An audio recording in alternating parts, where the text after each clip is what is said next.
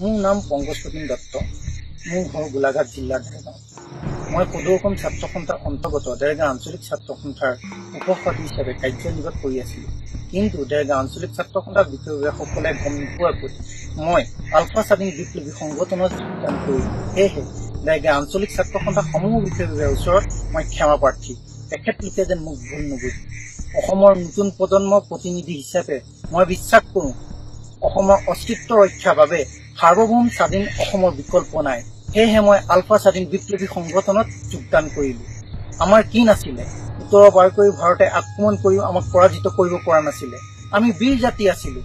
কিন্তু আজি আমি অসমৰ প্ৰত্যেকটো সমস্যা সমাধানৰ ক্ষেত্ৰত ভাৰত ৰাষ্ট্ৰৰ ওচৰত আঁঠুকাঢ়ি ভিক্ষা খুজিব লাগে কিয়?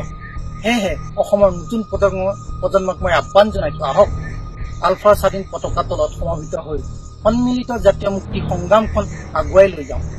আমাক এমুঠিমান বুলি তাচ্ছিল্য কৰাসকলক মই কওঁ, গেৰিলা যুদ্ধাৰ এমুঠিমানৰ বহুত তাৎপৰ্য আছে।